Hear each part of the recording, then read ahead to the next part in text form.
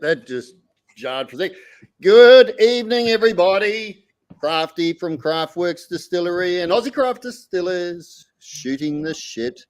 And it's a Thursday night.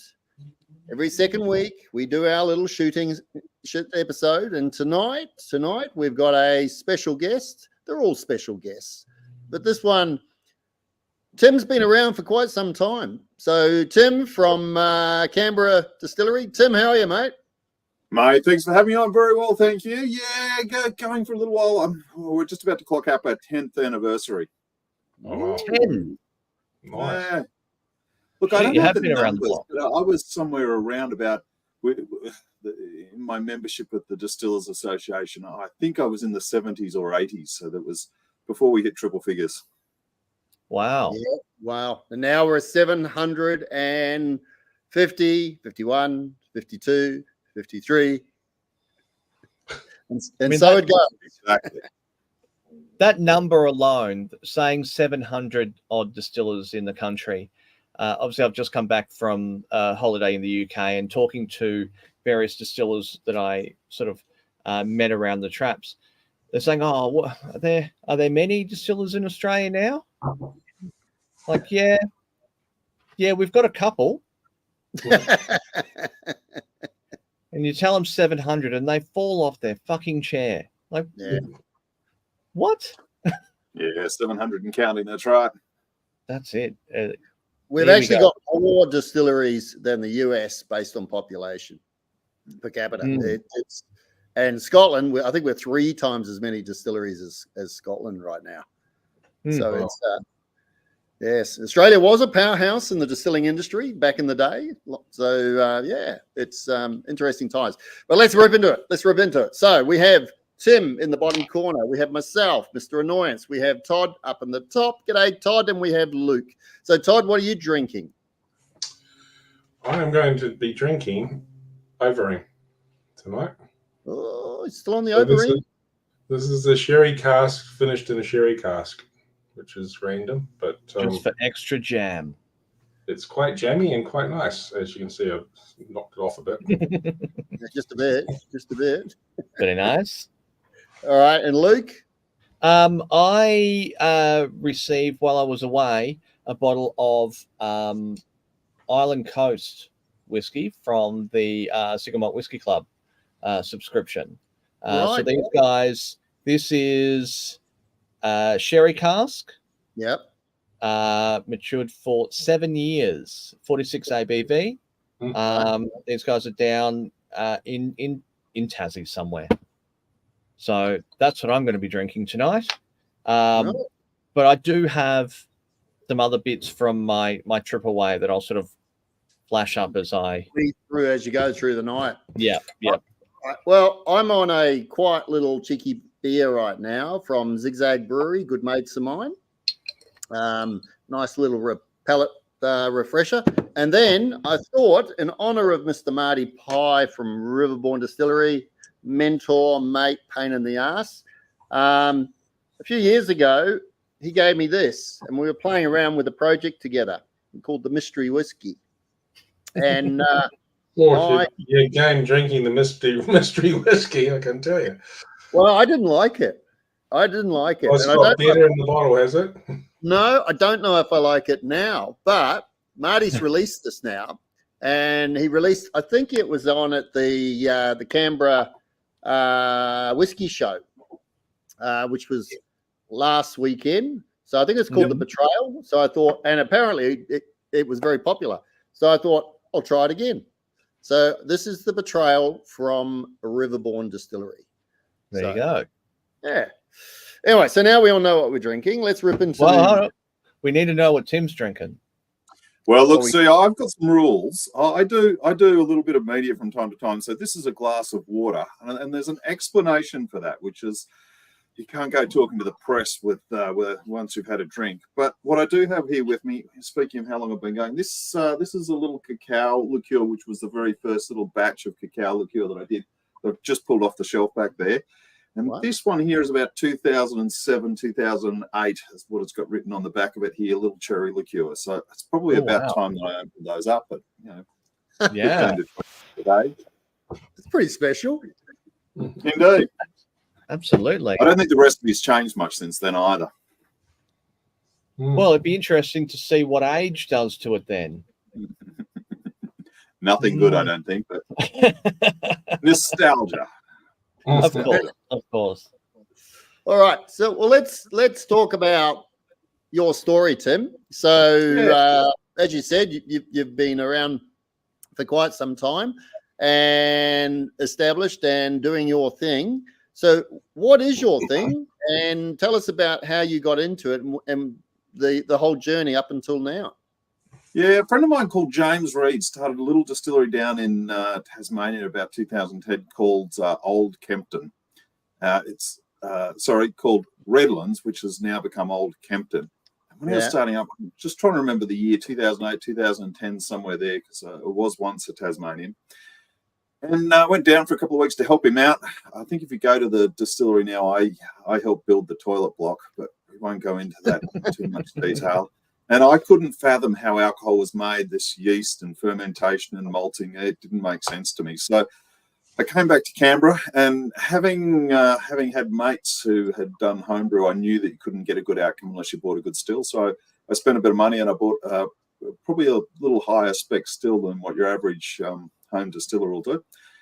And from there, just got started. So I'm an economist by trade, and lobbyist is probably the better description for what I've done for most of the past 20 years. I've in Canberra represented most of the bad people in the world.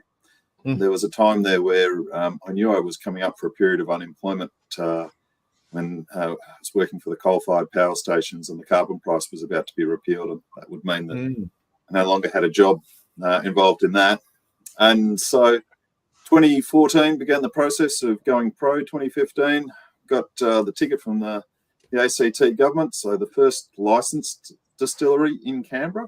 I think Canberra probably holds the record for the most unlicensed distillers in the country, given the ethnic heritage of it. It's quite a large number of households that have stories about their great uncle that came out to work on the Snowy Mountain scheme and stole some copper from the Snowy Mountain scheme and now have a still underneath their house. But that was my story. Started just about 5 meters that way in the garage.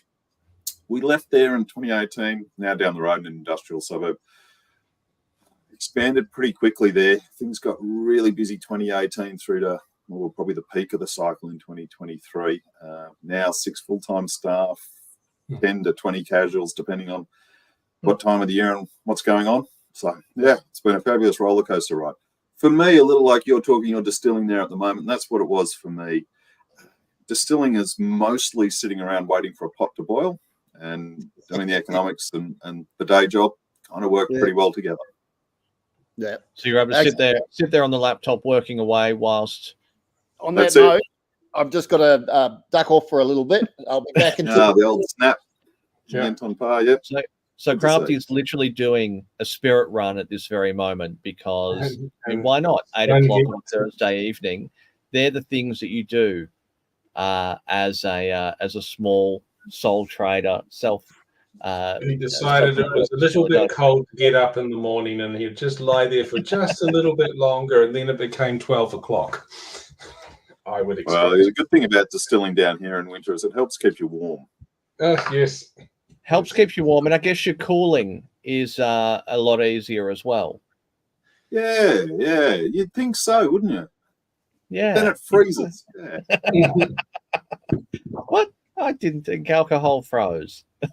Yeah, the cooling water though. Cooling water, absolutely. Yep. So 10 years in the business would definitely makes you one of the elders of the industry. Yeah, you'd think I'd have been more successful in growing my business in that time frame, wouldn't you? Well, there's different definitions of success and growth. Yeah, that's true. You could be a Lark, you could be a Sullivan's Cove, you could be a Lime Burners, or you can be a smaller, tighter, I guess, more niche entity. I guess that's sort of the route that you've gone, more controlled growth rather than just trying to Yeah. So when you're starting out your brand, all of the advice is don't geographically locate your business. And I heard that and went, oh, I'm going to geographically locate my business. My mother's family were the first white people to cross the Murrumbidgee here. My father's family were in the first coach line from Queanbeyan. And so they're fairly well rooted here. And we're not taking over the world. We're doing our thing. We are the Canberra Distillery, not a Canberra Distillery. Mm-hmm. That's our line. I've rolled that out a couple of times. And yeah, we've never set out to take over the world. We've been pretty blessed with what we've managed to achieve in that time. The marketing and branding aspect of trying to grow an international brand, that's not my background, that's not my skill. It was not what we set out to achieve, and I'm pretty pleased with where we're at the moment. All that said, looking at your website and doing very rough math on that now, I see 16 different products. Oh gosh, there's a lot more than 16 different products. Yeah, so what's that? So 16, again, 20, 24, 27 different products. Yeah, don't follow me for good business advice, because I don't like making the same thing twice. That's a problem. And so we do have other people that can follow a recipe, but I'm not very good at writing recipes down, which might explain why we never got too far with this cacao liqueur here. But look, it's keeping things interesting, keeping things new, evolving. Because we're not heading out with one brand and seeking global domination, we do need to keep creating some interest, some excitement, collaborations. So we're going to have one before the end of the year, which is our first non-beverage collaboration, which is something pretty interesting. I'll say it's bourbon inspired. I'll go with that. True. Yep, it's going to be different. It should be right up your alley, Crafty. But yeah, just keeping that new stuff, keeping it going. So we just released an absinthe. We have next year we'll have a little pamplemousse on the way. We've got a Calvados, which is not a true Calvados, of course. You can't call it that. We've done some other products that come from specific parts of the world. We do a fair bit of gypsy distilling as well. I haven't mentioned that one, but we come across some interesting recipes. We've developed a few for other places, and we're certainly very much stuck in that wholesale side of the market, not in the full retail side, which I think suits me well, given that I like the production, the making side more than the selling. And it does mean that we get to tinker around with a lot of different things. It does mean that you're handing over your child every time you do it. And so we've had for other craft distillers starting up, made their first batch of gin for them to their particular style, and they say to their recipe, but just got to adjust that a little bit and help them out with that. And there is a little bit of that, but you have to pretty quickly in business get over that gifting away your child phase. But that, even that being said, you've still got plenty of children by the looks of it. Yeah. Look, the new product side of things, I do enjoy. We have some staff these days that have exceptional skills and have excellent palates, and that also has helped in the last few years as well, because I kind of took a little bit of a transition back out of that, particularly the front-facing stuff over the past couple of years.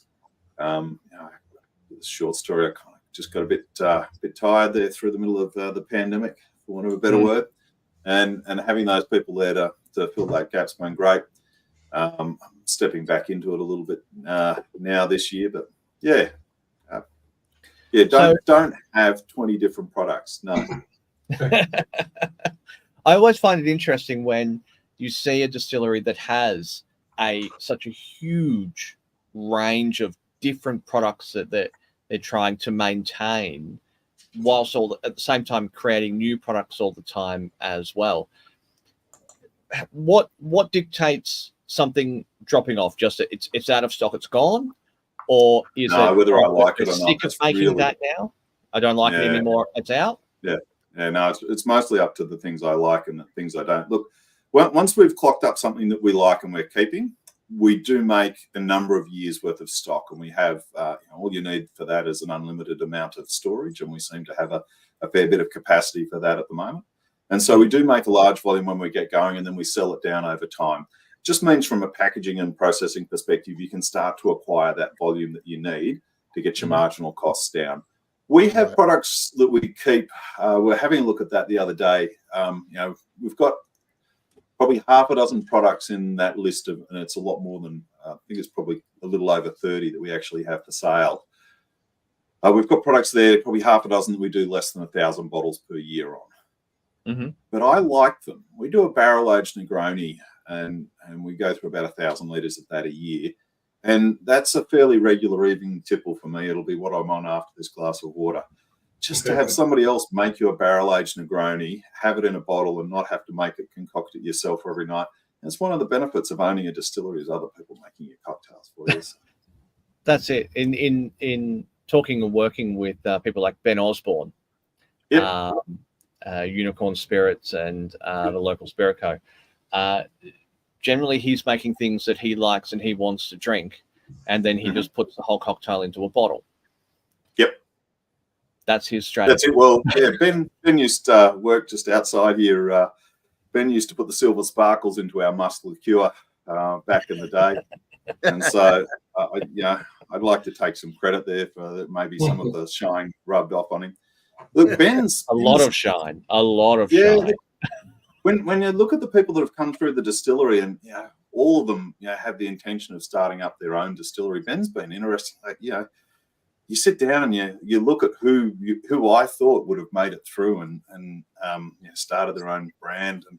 And Ben's the only one. And that question of just quite what it is that made Ben different from all of the others, and it is that ability to just turn up and solve a problem. Ben's ability to bounce back every time, because there's just barrier after barrier, and Ben's ability to turn up and respond to all that and go again is how he's managed to get to where he's at. You raised a really good point there, Tim, and it's really topical.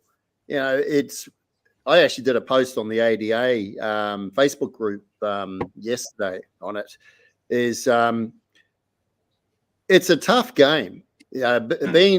Having a distillery is a tough game. It's like any small business, isn't it? You've got to have resilience, and you've got to be a MacGyver. You've got to know how to fix things and fix situations and keep moving forward. And when you get knocked down, you got to pick yourself up and keep going, don't you? It can be a slog, like any small business. Yeah, look, I think I got lucky. I caught, 2015, I caught the wave there. So we got a free hit. Bill Lark's line, "A rising tide floats all boats." And that was certainly very true. Where we find ourselves now, though, is very different. And I'll just throw to the economic side of my background and talk about, market cycles. And for distillers, we're very much locked into that. And I saw it happening in the United States. Every other year I go to the American Distillers Conference, which I'd highly recommend to anyone. And to sit in a room with 3,000 to 5,000 other distillers, just the volume of content and development you get there. I think it was 2018, Portland. Went on a bus trip out to see a bourbon distillery, and half of the bus were a group of young people who were very aspirational about, they borrowed, stole every cent they could to start up a distillery. And the other half were a group of very wealthy people that just wanted to make the world's best whiskey. And just watching what happened through their cycle, where they've gone through this phase of overproduction. They've had an enormous amount of consolidation within their industry through the pandemic, just as we're building up.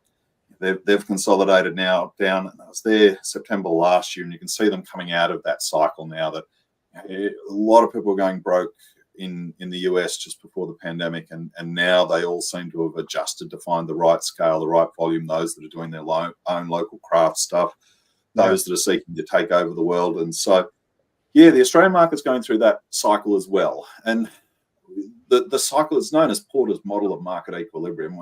And as an economist, we know exactly what the cycle looks like. The only thing we don't know is the time frame in which it happens, right?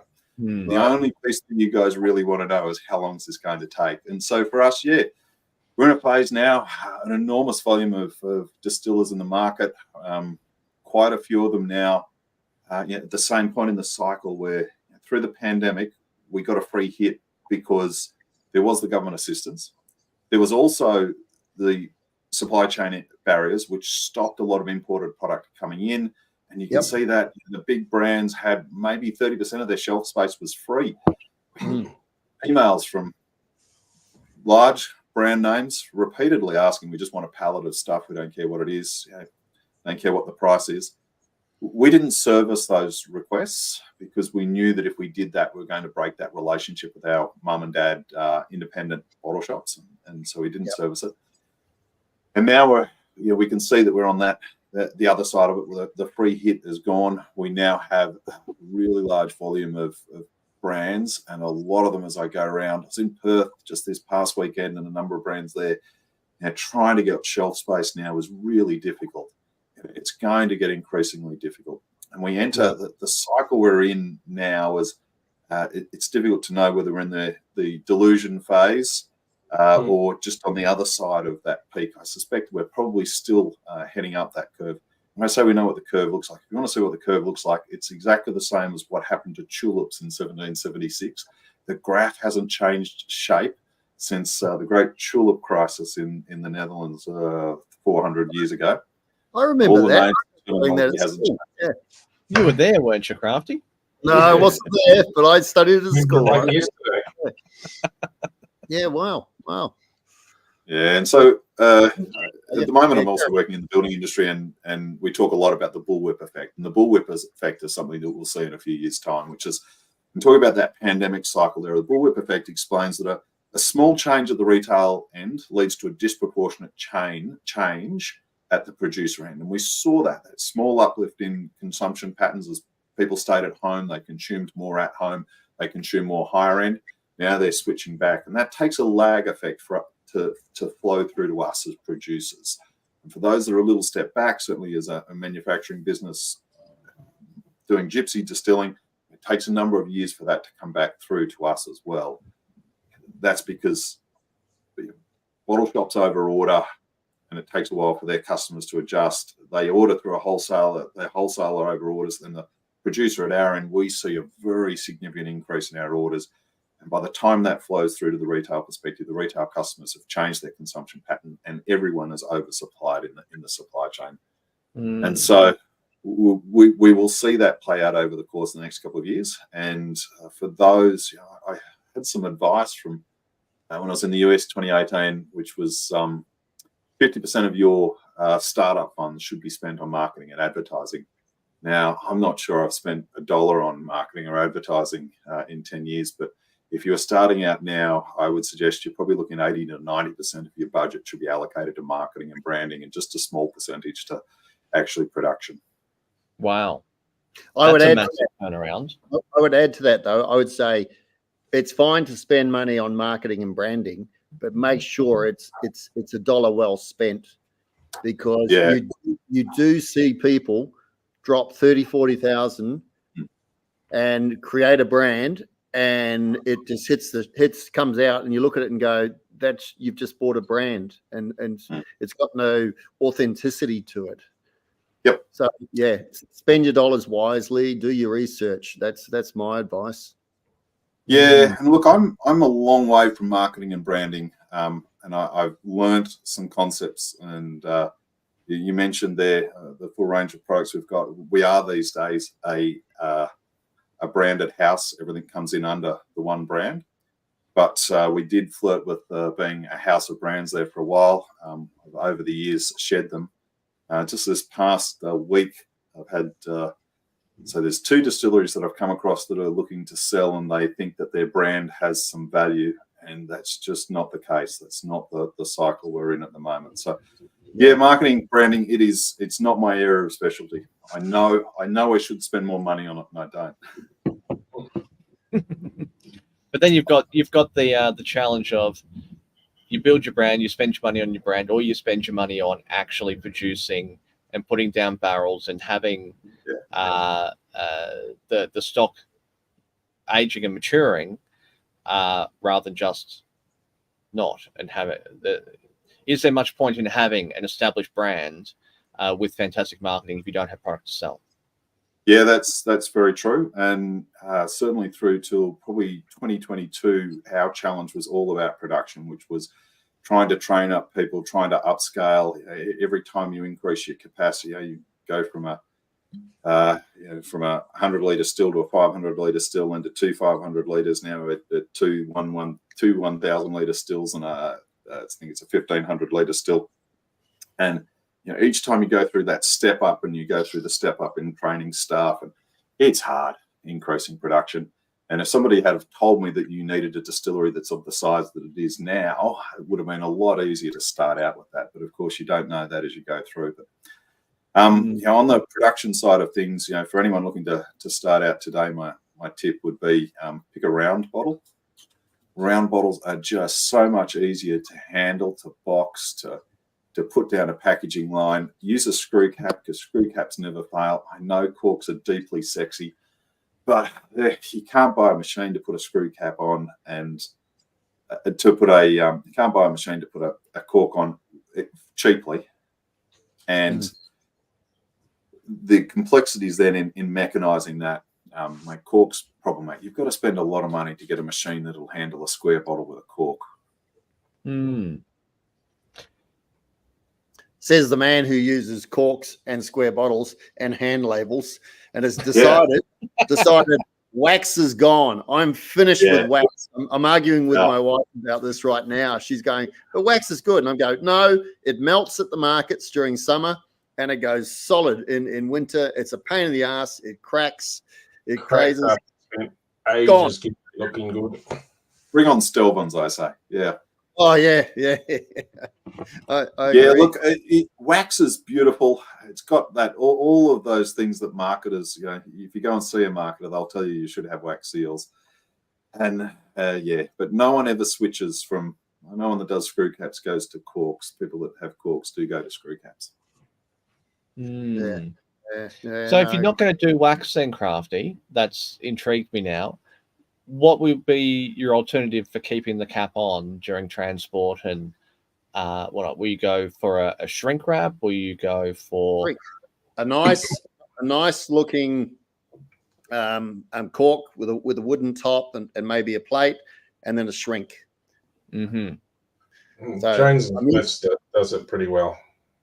Jones and Smith does it very well, actually. Yeah, they do. Yeah, and these are the sort of questions when you first start a distillery, you don't think about it, right? It's as you go along in your journey, isn't it, Tim? You start to uncover. I remember Bill McHenry gave me some really great advice right at the start. He said, Crafty, don't go and print a lot of labels.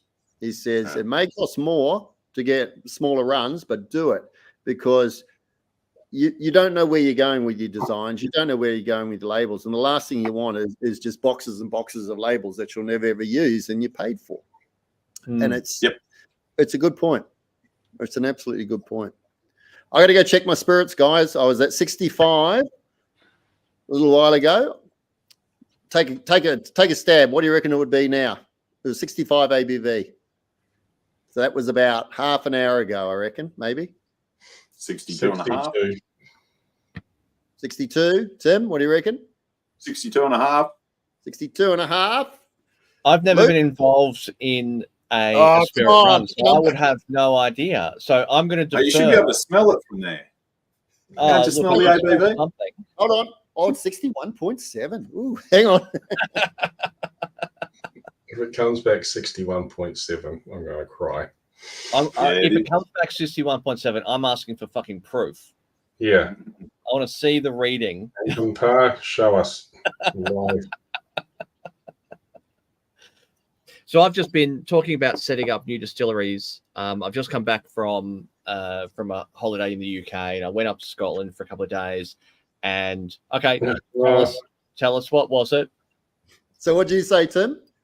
62 and a half. 62 and a half. Todd? Mine was 62. Ooh. 63. 64. Okay, it hasn't dropped very fast then.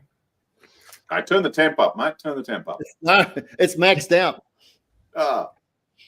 That's good. That's slow. And it's probably cold there as well, isn't it? Yeah, it is. Actually, it's not too bad tonight. Be about 12 degrees in the shed right now. I'd say. But yeah, talking about setting up a new distillery, I went to the Port of Leith Distillery, and people can jump onto the Facebook page and see I did the tour and posted photos and all that sort of stuff there. And that's a vertical distillery, isn't it? That's a 8-story vertical distillery, purpose-built building, purpose-built everything. They're literally suspending fermenters from the ceiling on one level. They've got these 2 massive stills in there with concrete slabs suspended above, like 3 stories up. Cost them tens of millions of dollars to build. Nobody has that money except for the Scots to do that sort of a thing. How do you think that would be feasible in Australia to go that far out with a new distillery build? And do you think they would survive if they tried to do it here? There is the capacity for that. As somebody that bought shares in Lark Distilling shortly before they bought Sheen Distillery, and their share price went from $5 to 50 cents. Had to turn a good amount of money into 1/10 the amount of money. So take share advice from me. They went. That business model is not unlike what you're talking about. The paper said 50 million purchase price for Sheen. In that model, whereby you are producing a large volume of whiskey specifically targeted at that Chinese market, I think that there is a business model that can work there. Building your brand there, and certainly Tasmania is doing that. It's not me. It's a big risk. It's a big ask, and time will tell in a few years' time what their actual whiskey tastes like. It'll be an interesting one. We've had a couple of questions come in. So bear in mind, here we go. So Hamo's just commenting on there. Bear in mind, Scotch is most likely Scotland's primary export. Wouldn't mind betting that the government might assist with subsidies. Yeah, that always helps. Yeah, definitely. Yeah. Also, moving.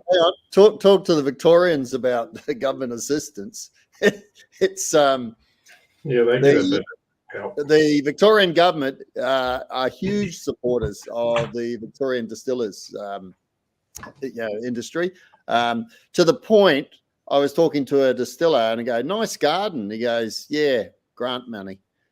And then I pointed to something else. He goes, how'd you afford that? He goes, oh, grant money for that one as well. I was like, freaking hell. So New South Wales, he's frozen. Yeah, look, I'm the grant money. Listens all the time. Yeah, look, I have to be very appreciative of my support from the ACT government as a small tourism operator. It's certainly, we've been supported by the ACT government as well. Yeah. As you come back in a year's time, Crafty, and you'll see our new wheelchair accessibility entrance for the distillery. Very nice. Very nice. We'll do that. Now, a couple more questions came in. So earlier on, talking about the economic side, do you think the pandemic has helped people and businesses to build their resolve and learn how to pivot? No, I think it was quite the opposite. I think people thought, go through that process. And I mentioned the building industry before. We've seen the building industry go through this cycle where there was an enormous boom and then there was a cash flow problem. And that's what happens. People think that because they increased sales through the pandemic, that's because of their marketing and their branding and their unique, wonderfully flavored gin. But it turns out it's not. It was the entire market shuffling up. And now as the entire market shuffles down, who wins out of that cycle is going to be those that are best at pursuing market share, not about pursuing margin. And that's the cycle that we're about to enter into now. So no, I think quite the opposite happens. It teaches us to think that it is our own actions that have caused our success when it wasn't. It was market dynamics. So do you think that the distilling industry will see a significant reduction in the number of distilleries? Will shrink from that 750 odd down significantly? Not yet. We're going to see a significant. We haven't hit the top of that curve yet, I don't think. I think we're in the delusion phase. We'll crack 1,000. We might get to 1,300 or 1,400. I think there's quite a few more people that are ambitious with their money and going to have a go at it. That tail end of what's coming on through. But yeah, we will consolidate back to probably less, to certainly fewer than what we have here. When you look at those market cycles, if you look at automotive, 100 odd years ago, there was more than 1,000 automotive brands in the US alone. And then we ended up by the late 90s, effectively 4 car brands globally. And now there's more than 1,000 car brands within China alone again. And so industries go through those cycles. And in a true unregulated cycle, you end up with 2 companies. For us in Australia, aviation is 2 companies, supermarkets are 2 companies, banks are disputably 4. And so if left alone, the industry would consolidate it back to something like that. But yeah, we're not quite at the peak of that cycle before we come down the other side. Right. So we've got a good few years ish as a guesstimate before we would start seeing more of what the brewing industry is going through at the moment. Yeah. And every other day there's a brewery closing. Yeah, exactly. It's a great time to buy stainless steel at the moment. It's not a metal dealer. Yeah. No. You look at the positive for everything. There's a lot of fermenters available at the moment. Absolutely.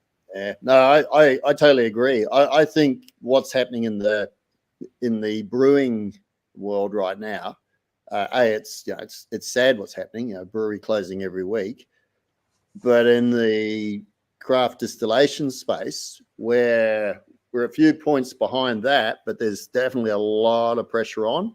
And my own personal opinion is those guys that were just boomed through the pandemic or pre-pandemic, and then just went out there and borrowed and got investors and that, and they built for the future when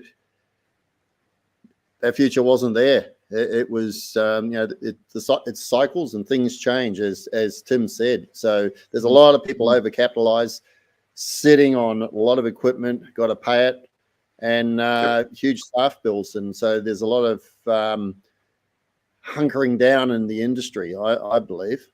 I also explained it to someone the other day. I think it's the rise of the rise of the mammals. There's a lot of dinosaurs out there, a lot of big operations, but there's mammals out there, and the mammals are nimble, and they can pivot and they can hunker down. I think you're going to see survival of the mammals, but I think you're going to see. So you're talking about man in lycra. Sorry, you're talking about middle-aged man in lycra. Yeah. Well, also, I'm curious, Crafty, are you a mammal or are you a cockroach? Because a cockroach will outlive everyone. I was going to say a reptile, but Jesus, all right. Call me a cockroach if you will. I've been called worse. You like to wallow in your own filth.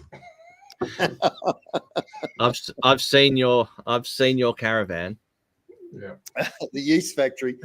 Anyway, anyway, there was another question that came in. Going back, also talking about bottles. How about the flip style cap of the Grolsch bottle? Yeah, cool. Why do we not see that more? I love those things. You get that really satisfying. Yeah. Look, this person must have a degree in marketing or something, because they're right. It's not how my brain works. I like going to that bar that has the $500,000 chandelier, and I'm prepared to pay whatever price the whiskey is in that bar, because I want to sit in front of an open fire with an enormous Chesterfield and a chandelier. But as a businessman myself, I am not the businessman that will invest in the Grolsch swing top lid. I am much leaner. If you have to borrow, you can't afford it. You have a plan to know how every dollar is going to be spent and returned. But so full credit to those people that go for the Grolsch screw cup. That's for the swing top. Are they that more expensive? Well, look, if you go down that path, there was one I saw recently. They got their shipment of custom bottles from China. It's a beautiful, tall bottle that had a habit of snapping. They couldn't post them. They couldn't, once they were full, they could only go 4 bottles high, because otherwise the necks on the bottles would break. So, yeah, it's a risk. Speaking of custom bottles, I think I've shown this one before. I met these guys from Burleigh at the Sydney. That's a beautiful bottle, isn't it? Which is absolutely gorgeous bottle. They've got the orange for the citrus. They've got a green for the cucumber, and I think there's another color as well. But that's your marketing budget there, isn't it? Well, that is a beautiful bottle. Yeah, it's a beautiful bottle. Whether it fits on the bar shelf and where it gets placed up. The lovely blokes, Wes and Co at Prohibition. We were chatting to them in a market in 2017 or so, and that big square bottle that's got Prohibition written across the back, a marketer's dream. And then every time you see that in a bar, it's turned sideways, and you have no idea what it is. Yep. So just how that works. Again, round bottle fits. Yeah. It's not beautiful. It's not sexy. Gosh, it works. Case in point here on my shelf is side on. So amongst everything, you can't see it. That's your lark bottle. Yeah. Interestingly, that they've gone for that sort of the hip flask style, I call that. But yeah, you're exactly right. On the shelf, it's disappeared. Yep. Yeah. Now that you're below a third on that bottle, you should finish it off. Well, I'm not allowed to finish that one off. I'm not allowed to. Crafty will kill me. No, you can. Right. Yeah, don't let it go to waste. Not now. That was that one. That was the anniversary bottle. Yeah, the collaboration one. Yeah, no, drink it, mate. Drink it. Yeah. Hey, on that bottle, very, very interesting. I was talking to a bottle shop down the rocks, and I was saying, what's your biggest seller Australian product? And he said, what is that noise? He said it was the lark. And he said part of the reason it is the cruise liners come in and they like the bottle because it's easy to pack. It's a flat bottle. Oh. I had not thought of that one. I had not thought of that either. And I thought, wow, that's an interesting thing. And I bet the guy who picked that bottle design at Lark didn't think about that. But interesting. He said, we sell a lot of it to cruise liners. Yep. Right. So there we are. You go. Well, they're a long way. If we get a cruise liner, drops in at our cellar door, that whole climate change thing has gone horribly wrong. We've got much bigger issues at that point. We do. Look, even after the zombie apocalypse, everyone will still want to get their buzz on, and that's why we're safe. We're just fine. Yeah. That's it. Distiller will take over the world. I've got my zombie apocalypse fund here. I've got my silver rounds in my safe below. Actually, no, I don't. Nobody knows that, so shush. Yeah, I'm not telling you my plan. I've got a plan. It's not to go to Crafty's house either. No, I wouldn't go there. No. Now, question I got for you, Tim. So, what excites you as far as product development? Product development. So, just before the pandemic, I did have a play around with doing with a whole bunch of tonics, and they're sitting in a box just over there in the corner. I'm going to get back to those ones. I mentioned one before, and I can't mention what it is because somebody might work out how to make it before Christmas time, which is when we're going to launch ours. But it's an endless supply of ideas and things, and that's part of going to the US every year. Is every time you walk into a distillery, even after 10 years, it doesn't matter where I go, you have a chat to somebody and you learn something new. And I did in that trip to September last year. And so new product wise, I think, rum is something that when I became a distiller, I built a wooden boat. I restored a vintage motorbike. Turns out I don't like boats or motorbikes. I started a distillery because, again, I like tinkering around in a shed, and I do like drinking, but I didn't like rum when I started the journey, and I have learnt to like rum, and then I found bourbon, and I learnt to like that even more. And so I think rum for us in Australia is that product that continues to be very a marginal, 55-year-old bloke in Lycra, the mammals that Crafty was referring to there before. It's a narrow bearded demographic, and it shouldn't be. The rest of the world, it is an exciting product that young people drink that you can talk about and hear. It just, it's so I think as an industry, I know all of the distillers talk about rum's coming. Rum's coming, guys. It's coming. It's going to have its renaissance in Australia too. Yeah. Or as Scotty Fitzsimmons says, the rum naissance. Rum naissance, he's been saying the rum naissance for about 8 years. So, yeah. But there is. There is some awesome rums out now. There's a lot more out now, and people are going in different directions in their rum, which is really exciting. Yep. And look on that cycle front. So your rum hasn't had its rum naissance, and you always hear people talking about whiskey has peaked and it's going to come off, which is a story that I think has been running since about the mid 1980s. And it's very difficult to see an end of the whiskey cycle. We saw the vodka cycle peak sort of 2011, 2014, and then track back down. We've seen the gin cycle peak, which I think was probably, retrospect will say, Christmas 23. And the rum cycle, it'll get started eventually.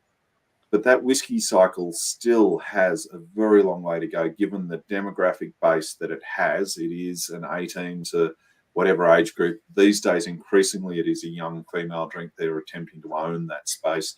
And you can see that in the data that comes through from the big guys. And you can see that in how their advertising is pivoting away from looking at blokes with beards smoking cigars in front of Chesterfields to a much more feminine and younger demographic. Yeah, we've definitely seen that female focus in the whiskey demographic with advertising and some of the big players. There was notably a large whiskey ad campaign. The Jane Walker campaign that they retracted straight away, and then there was another one. Was it the Glenlivet maybe? I'm gonna have to find it now. But yeah, that was a very female focused campaign saying that whiskey isn't just for men; it is for women. You're allowed to drink it and enjoy it, and drink it better than men. Is there an ad somewhere? Whiskey almost as good as rum. Isn't that a slogan too? Somewhere there. Oh, there is an old advertisement for that somewhere. I didn't just make that one up. It's at least a few hundred years old. Now, speaking of rum, in a few weeks' time, we do actually have a big rum episode coming up, don't we, Crafty? 19th of September. He's gone off to do something. He's magic, that boy. It just disappears. It's amazing. So, who have we got, Todd? From Barbados somewhere. Foursquare. Yeah. So 19th of September, we've got Foursquare, and I can't remember his name for the life of me now. Who's Foursquare, Crafty? Richard Seal. Richard Seal. The bombastic, opinionated, highly technical guru of rum. Well, I think the most interesting rum I've come across, speaking of Barbados, there I met the guys from 40 Leagues Distillery in the US once, and they age their rum in what I'll describe as very large condoms that go over the barrel entirely. And then they drop the barrels down 40 leagues, 14 leagues, a distance at which there is constant temperature year round, and they age their rum underwater. Wow. Yeah. Yeah, there's a new idea. In the ocean. In the ocean, yes. Somewhere. Yeah. 40 Leagues is the name of the brand. Yeah, right. I'm going to have to Google that. Now, that sounds like a really interesting concept because, to my understanding, the whole idea of going into a barrel is you've got the barometric changes that are drawing liquid in and out of the barrel to extract the tannins and the flavor, whatever, from the wood, and that is a good chunk of the aging process. If you're under a constant pressure and constant temperature at all times in a sealed condom, where are you getting all that penetration from? Yeah, that's it. I mean, obviously there's a action going on, but what is it? So they do lose. Look, I did taste the rum, and I'm not saying that it has a rubbery taste to it, but it is different. Might go back to me. It is different, and they do know that they lose they have a large share of the whiskey that does exit the rum that exits the barrel, and they still have an angel share, which is 10 or 15%, and they do say that once it's exited the barrel that it does acquire that flavour. So there's no doubt that there is some form of penetration back in between the barrel and the liquid on the inside. But yeah, making a statement. I think this is 7 fathoms. I think it is 7 fathoms. 7 fathoms. Thank you. So I missed the highly technical conversation. Thanks. That's where I'm at. Oh, You're upside down. You're upside down. 61 point something. There you go. So just I'm close. I'm gonna post. Oh wow, that's an amazing website. Holy shit! I need to figure out how they built that because that's sexy as. They had some cash. I'm just posting a link into the chat. So Crafty, we were talking about 7 fathoms rum that is aged at the bottom of the ocean. I'm trying to find more information about that process because I thought that the lack of pressure change. No, pressure out. Yeah, they don't leak. But they put it into some sort of condom, as you said. It's 42 feet below sea level. So it's actually sealed. They tie the condom and drop it down. Wow. So we escort the rum in an American white oak bourbon cask to a secret location off the Cayman coast, anchored at 42 feet. And exact 7 fathoms deep. Across that. That's a lot of pressure. Our handcrafted rum enjoys underwater currents that rock the spirit gently and constant temperatures like nowhere on land. Yeah. Oh yeah, there you go. It's the tidal motion that would be making that. Rocking and rolling. There you go. We might be just heading back to more of those marketing claims and just how important marketing is. Yeah. Now, rum it's like was taking it on a fishing boat and sailing it out to sea for 6 months. Yep. Yeah, sure. Actually, what they're doing is going out and dropping off a barrel of rum, and they're picking up a barrel of, what was it? Salty water. Salty water. Whatever's cruising up and down the coast of Barbados between America and that other Latin American country. I was going to say that they basically they tie the barrel over the side, drop it down, 1, 2, 3, pull it up and go, right, okay, we've done it. and maybe a couple of kilos of cocaine in the bag. What's the line? It helps with the advertising budget. What's the line? Never let the truth get in front of a good story. Or something. Oh, absolutely exactly. Not. Yeah. Angel fish share. Yes. So rum was one of the original currencies of Australia. There was a great the Rum Rebellion. Definitely interesting to go back and listen to. Do you think we'll head back to a rum-based economy? Is the world heading that far back? Well, look, Eureka Stockade was also largely a rum-based rebellion too. People forget about that. And go and have a look at a chap called John Joseph. He was an emancipated African-American slave who was central to the Eureka Stockade. One day I'm going to write a movie script about him. But Oh, look, I hope we don't cycle back. We've got to get through the Bitcoin phase before we go back to using rum as our means of fiat exchange. There's a bit more. Rum's a bit more tangible than Bitcoin, though, and if we end up in the zombie apocalypse, I think your Bitcoin's going to be about as useful as crafty. No, I'm going to add to that. I think that's the currency true. would be coconuts. See if you make the connection on that one. No, he doesn't. Does anybody? No. I'm lost. You've got a lovely bunch of coconuts. It's an inside joke in my head, and it's just what's going on in America right now. I follow American politics closely. Yes, there's a lot to unpick over there at the moment. I think that's a whole nother podcast. Yeah. Yes.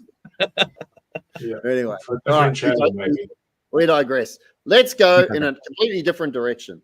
So, I would like to know, Tim. So, I think you pretty well answered this, to be honest. So, you're highly influenced by what's going on in America, less so than what's going on in Europe. I would say. So, So when you go to the US, and you said you go on quite a regular basis, do you go with like a set objective, like I want to learn about such and such, or I want to see this particular person or understand this process? Or do you just go and you're open to whatever experience? No, I just, look, I only book my hotel accommodation once I've landed in a city, right? I'm going to be in, yeah. So look, you just, I turn up and go with the flow. And look, America is a lovely and interesting place. And the first time I went, I ended up in America's largest baijiu manufacturing facility, so Chinese rice whiskey, and learned the entire process for that. And then came back here and managed to, sorghum is what they're using. Managed to make a little bit of baijiu myself, which I don't know if you guys have had a crack at it. Yeah, rice whiskey, baijiu. It's not my cup of tea, but it made, what do they call it? It needs a certain amount of soup. I think I got the right amount of soup in it. This last trip, I ended up, there's a distillery that is a cross between a distillery and a Cirque du Soleil performance. And late one night, ended up drinking with the lovely ladies from that performance and some other people. And look, gosh, there's a lot of fun to be had with American distillers. I'll leave that story there. No, I'm gonna tell you my little story, Tim. So I'm big on terroir, whiskey terroir, and understanding, is it a real thing or not? And it goes back to my love of Brook Laddie, early 2000. And Mark Rainier, who was Brook Laddie, moved on to Waterford, and Waterford have taken terroir to a whole different level. So anyway, I have a very close relationship with Waterford Distillery. And last week, I woke up one morning and I went, I'm going to go to Waterford. Can't afford it. Don't think Andrea and my wife's going to like it, but I'm going to go to Waterford because I need to go to Waterford. I need to, right? I've sort of been lately thinking about, why do I do what I do? And a big part of why I do what I do is because I just love the creativity, and I love the learning aspect of it. So I'm going to Waterford in October. I've planned a 2.5-week holiday in Ireland. I'm staying at Waterford Distillery for 3 days, which is awesome. But apart from that, I've got nothing else planned, and all I intend to do is trip around distilleries and breweries and bars in Ireland. And that to me is that's going to be an awesome trip, which is very much like what you. Yeah. No, that's right. I'm learning by doing. How does an engine work? You pull it apart and work it out. On that terroir front, one thing I will say that 2020 for us in Canberra was annus horribilis. We had dust storms and bushfires, and it was a deeply unpleasant environment. All the whiskey we had down that year, that January, it got covered in about an inch of, probably a centimetre, I should say, of dust that came off Lake George, and the irony that it wasn't a lake. But I'm pretty sure I can taste that dust in any whiskey that was put down. That stuff that was older than that was fine. The stuff that, of course, came after it was fine. But that summer, the stuff we put down in the winter of 2019, I can taste Anis horribilis. Well, that's going to be a good release. I like the name. You? Yeah, it's dusty and it's hard to consider. Yeah, anyway, that's what it is. You put it in a barrel, you wait and see what happens. So, what do you think if it does come out not to your liking? I gotta go, guys. What do you do with it? You've obviously got a lot of it. What do you do with it? Yeah, we've got a really nice whiskey liqueur, which is the spice rum equivalent of what you do with whiskey. Yeah. Add a couple of other herbs and spices and a little bit of sugar syrup, and you serve it as a cocktail. Yeah, right. I did actually. I came across something similar to that today. A whiskey that was not to the taste of the distiller, and they thought, I can't sell it. I don't want to sell it as it is. What can I do with it? And they're making it into something that will be quite Christmassy. A lot of spices and a bit of cream in there and a bit of milk, and it's an entirely different beast to the underlying spirit that wasn't good enough. You never try. That's something we haven't done. I did buy the kit to make a cream whiskey, and we've never made a cream whiskey. We should do that. It's a good idea. Well, 2020 whiskies they're still around. I haven't worked out. That's a really good idea. Now, look, we've got a little sonic homogenizer that I bought a few years back. Cool. That is a fun tool to play around with. I'll be quite happy to taste it for you. Yep, absolutely. There you go. You're down to what?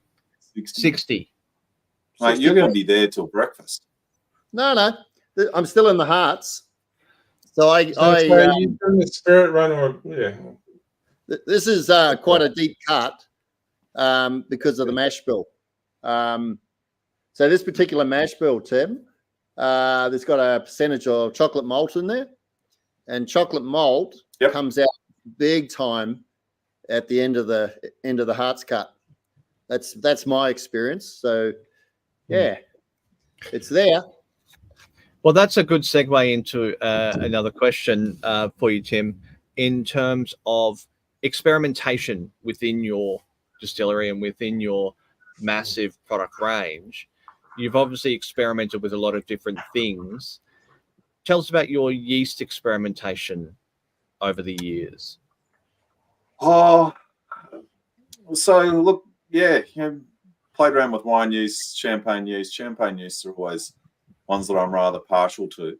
Over the past couple of years, though, I've stepped out of that, and we have a couple of distillers these days. So we have gone back to we work with our good friends here in Canberra at Benspoke, who help us out there with wash. So we don't need all of the kit there to prep that, and it comes to us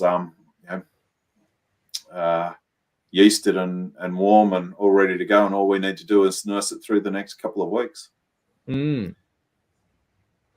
Nice. Well, certainly Benspoke make an absolutely cracking beer. Yeah, look back onto that starting out business one. They have been very good to us. We've actually just launched another product with them. We converted their stout back into a spirit, modestly aged spirit, which has been an interesting little project. But having those relationships with, I'll describe them for us as the big end of town, has certainly been important. That casual advice that you get from somebody that has been around the industry longer than I have, it's invaluable. Now that 100% release, is that released now, that stout, or is that coming it's up? called Descendant. You'll find it on the Benspoke website. Okay, not on your website. Probably. I'm pretty sure it is on our website. There we go. I remember that. It's called Descendant. Stout distilled, then 3-4 months back in stout barrels that it came out of. So it doesn't quite fit into any particular characteristic, any particular existing style. Give us another couple of years and there'll be something, a little bit longer in a barrel, and it'll be a little closer to what you describe as a whiskey style. It's give us 2 more years before we get there. Ian pipes up with any way chocolate malt can be used in a rum production or pre-discussed to mature rum in. Ian knows this shit. Ian comes on all the time. Yeah, and absolutely. Give it a go. Like, I don't know, but it's like Ian knows his shit. Ian's fishing. Chocolate malt in rum. So, Crafty, have you tried that No, yet? but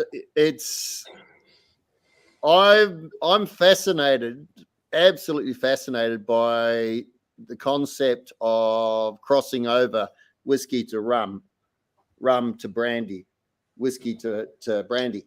There are ways to cross over, right? There's definitely ways to cross over. It's just you can't call it rum or whiskey or brandy. Yeah. So the concept, call it a rusky. Well, I'll give you a good example. So Nathan from Baker Williams in Mudgee, he had grain spirit and he had grape spirit, and he accidentally mixed them up, and it was the biggest fuck up, right? That's what he said, right? And he kept the vessel with the mix, and every time I walked past it, the story is he kicked it and it was like, fuck. How did I do that thing, right? And then one day he tasted it and he went, whoa, that's interesting. So it was grape and grain, right?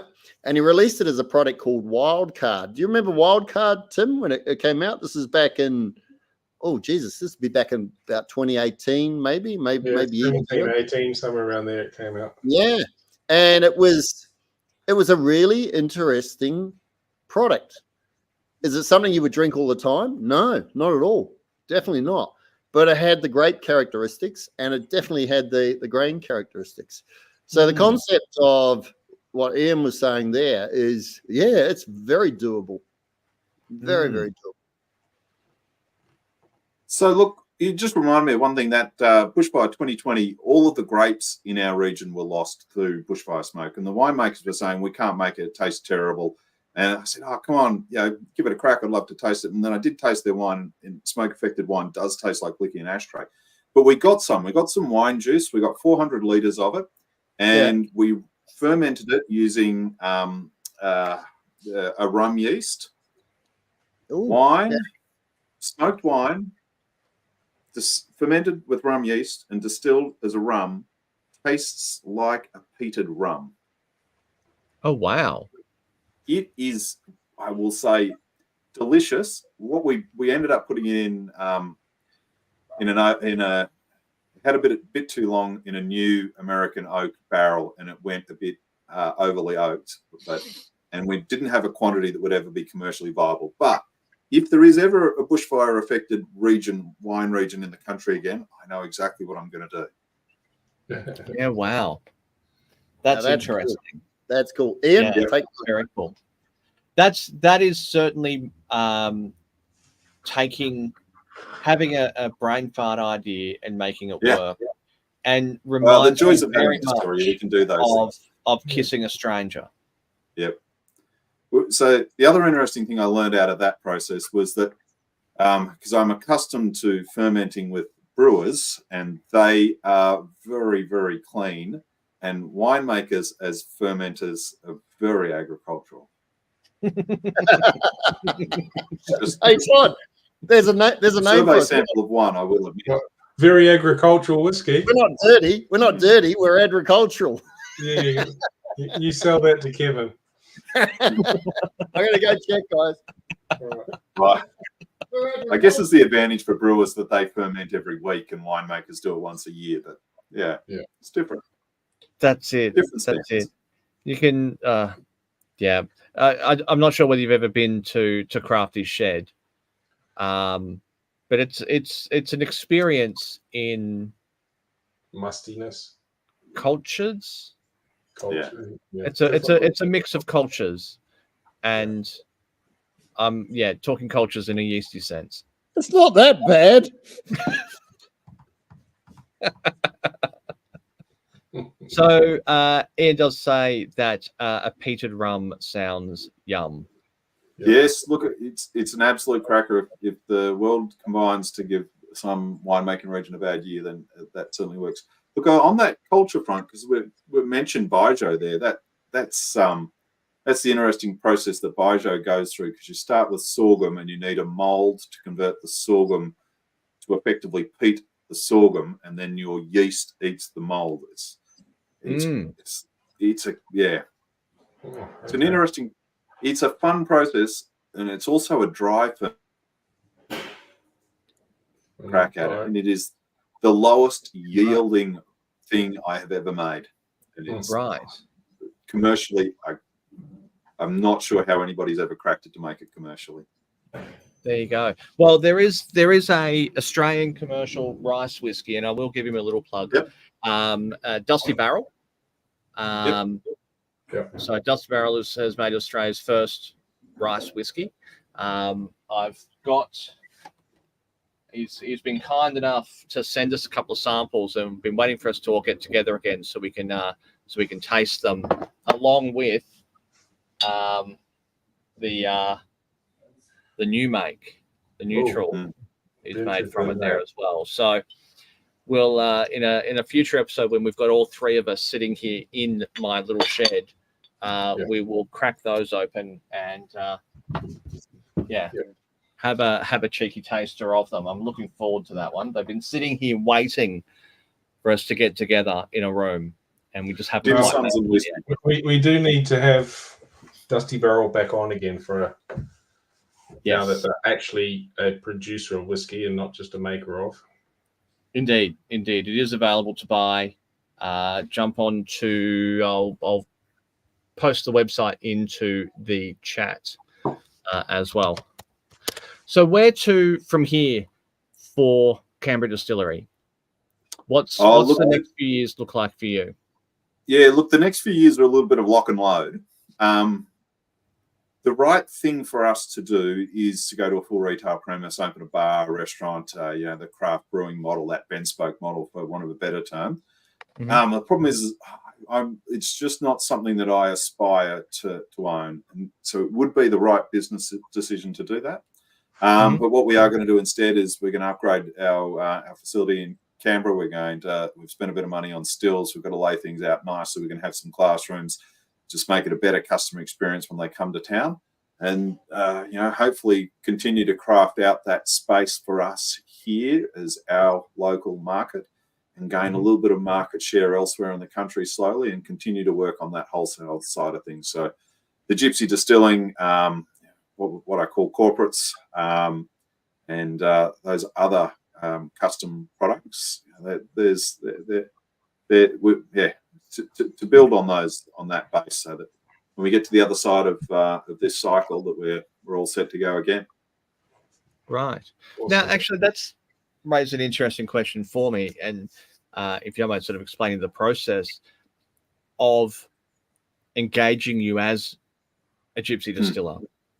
How does that look from your side, and what tips could you give someone who is thinking that's the route that I want to take in finding their Gypsy partner? Yep. So there's two ways of going about it. The really simple way is you tell us quite what you want your gin, give us a couple of samples, give us a style board, a mood board, and we'll produce a gin. We'll give you the recipe at the end of it. You buy X amount of product off us as your first run. And if anyone's starting out at the moment, I would strongly encourage you to go to one of your local crafts and ask them to create your brand, create your logo, do all your artwork, get your bottle design done, get all of that done, and then go out and sell it. If you can sell it, then you can start looking at investing in capital equipment. And so, yeah, that model is certainly one that over the last few years is there's a number of brands out there that no one, of course, likes you talking about it, but it's quite all right. We're fine with that. Happy to do that. I'll sell you a still on the way through as well, if you like. Everything's for sale. And happy to share the recipe. And if you want us to continue to make it for you so that you can spend all of your time selling, which is what you should be doing, happy to do that as well. And for us, our guys, we all enjoy that, because when you given the artistic license to create a new gin and someone, here's my thing, we want a bit of this in it, or we want, the taste of tangerine or whatever it is you want. Yep, we can crack that. It's a great chance then to talk about all the different ways in which you can make it. Do you want to go down the craft model where everything goes in the pot and you've got a lot of cleaning and care?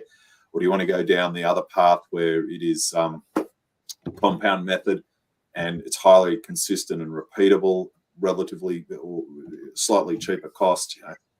All those options. So, but for a start out, from a business perspective, it's the right model at the moment. And when it comes to the cost implications of that, obviously every project, every brand, every brew is going to be different. How does the pricing on that sort of a thing work? We price it on a per bottle basis. Minimum order is usually a couple of thousand. We'll do, we'll create your recipe with a bit of fixed cost there and a couple of thousand bottles at a very affordable wholesale price. And then with the hope that you will sell those quickly, and we'll roll through the next couple of orders and we'll keep going. We can do it on a so that's the fixed price model. We can do it on the cost recovery model, and a few people think that they can save themselves $1 or $2 by we'll just charge you per hour for distillers, and per still run we'll charge you this price. You're better off going with the fixed price model. We can lock that in. You can lock that in. We do restrict people on a few things. One is that bottle variations, we limit them on the type of bottle they can have, because it needs to be able to go down our kit. Of course.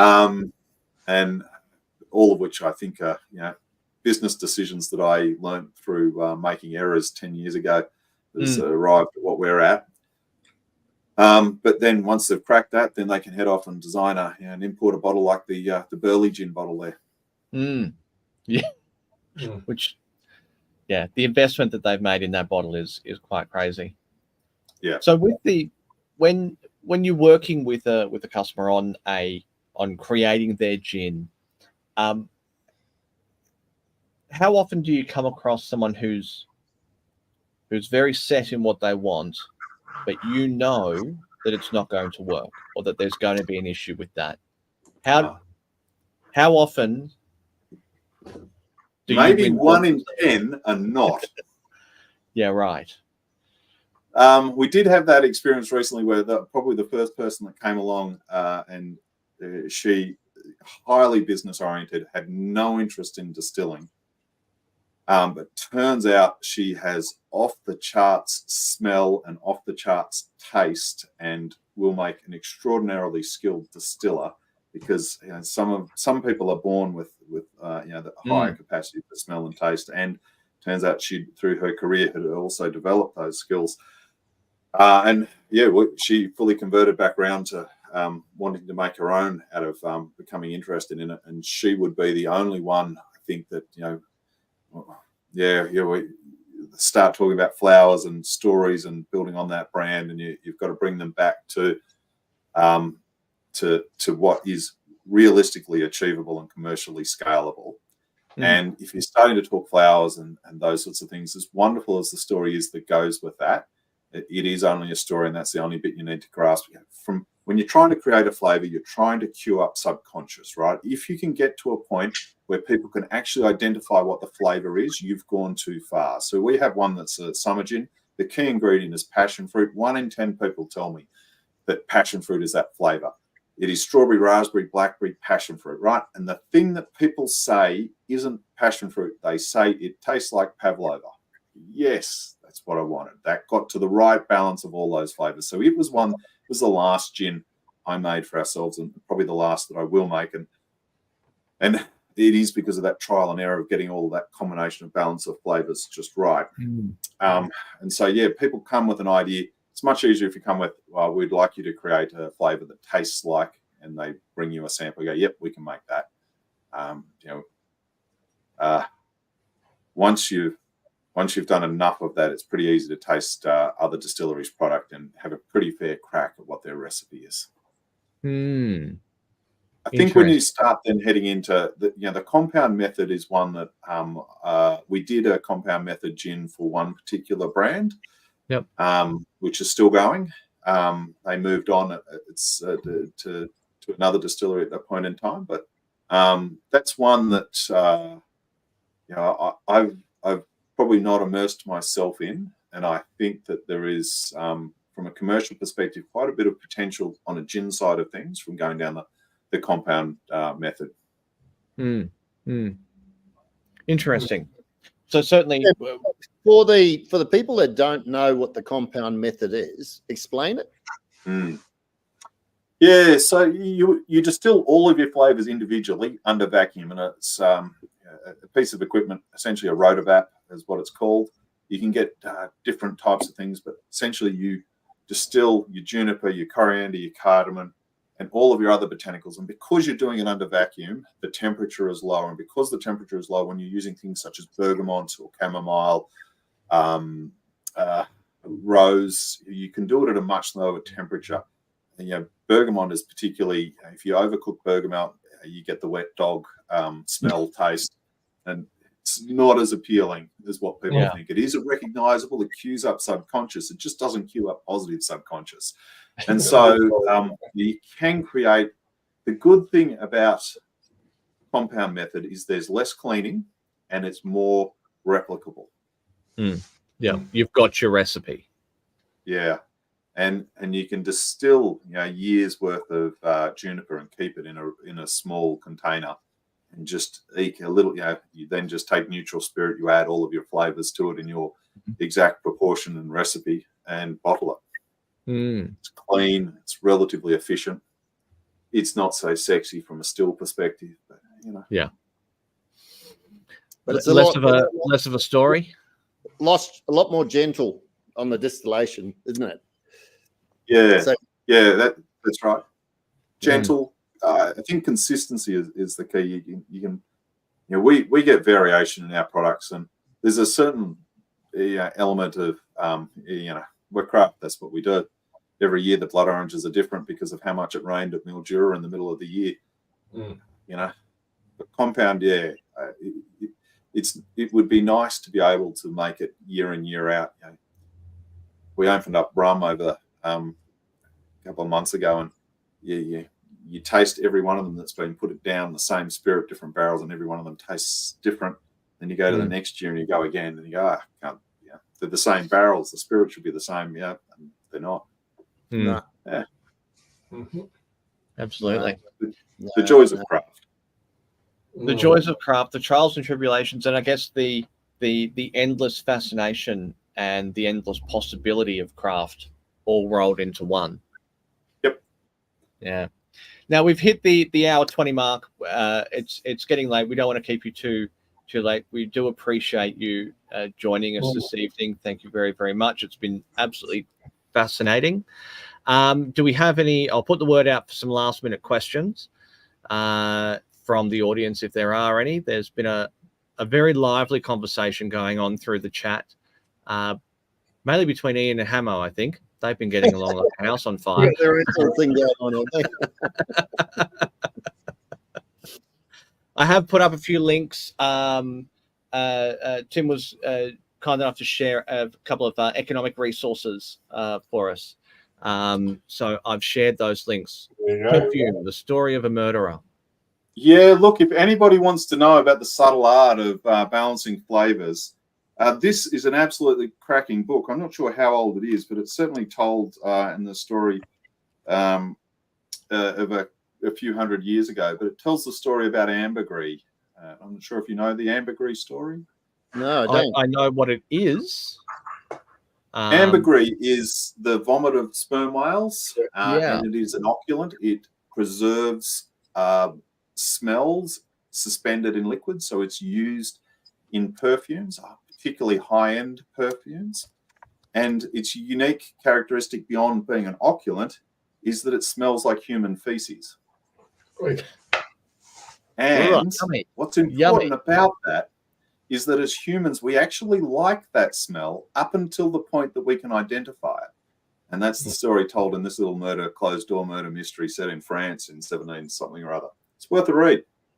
There you go. Well, I'm grabbing the it's not the exact cover there, but I'm putting it up. There's a YouTube, an Amazon link going into the Thank you. I'll be ordering that tonight. going in there. I think that perfume, The Story of a Murderer. Yep, there we go. There is a modern adaptation on it that was on Netflix a few years back, which is a German. What is that if you don't read? So there's read the book first. Yeah, there is a movie. It got 59% on Rotten Tomatoes. Well, I guess that's about average, isn't it? Yeah, the other 41% weren't distillers. Oh, it's got Dustin Hoffman. I mean, and Alan Rickman. How can it be bad? Shit. There you go. All right. We digress. A couple of comments. Hammer, great discussion tonight, guys. Thank you. And there we go. Fantastic chat, Hammer. Also a great episode. Thank you for that. Well, I'm Scottish, so Ian is. So thank you all for joining us. Todd, who have we got in 2 weeks' time? Watch Throwing this you under the space. bus. Oh, that's right. We're waiting to lock them in. That's right. Yes. Yep. We could have someone from the US or Yeah, someone from Australia. I think it'll be someone from Australia because I've given up on someone from the US. I think the US one will be postponed, but Until we actually have them locked in, and then we might have to push people around to just suit it. yeah. Yep. So Maybe Todd, if you're listening, Todd, not my Todd, US Todd, if you're listening, answer your bloody emails, please. Tim, thank you so much for joining us and for your wealth of information. It's been a great chat. Anytime. Thank you. And thank you all for joining us. This will go up online on Apple Podcasts, Spotify, and all the rest of it tomorrow at this point. I'm not going to get to upload it tonight, but yeah, it'll be there. If you can give us a like and a follow and a subscribe and all those things, that would be awesome. If you are not already a subscriber to us on YouTube, please hit that little subscribe button. It does just really help us out. And we really would love to get over that 1,000 mark. That'd be fucking awesome. We won't make any money from it, but getting over that 1,000 mark it'd be, it just make us feel really good about ourselves. Make it feel like after 3 years, we've made something of ourselves. We've achieved something. 80 what? Episode 84, 85? What are we up to? 4. I think this is 84. This is episode 84. We are the unofficial, as I keep saying, the unofficial voice of the Australian craft distillers. So yes, all the support is very appreciated. We do love hearing the comments that people come back to us with. Crafty gets a lot of comments as he's out and about from people that are new to the industry. And some of them are even positive. Yeah, I know. That's even more surprising. So thank you all. Stay tuned. We'll be back in 2 weeks' time. And with a special guest. Yeah. By Australian. Catches in 2 weeks. Tim, hang around. We're going to roll the outro, and we'll talk about the things we couldn't talk about on air. Oh, where to buy a house? Here we go.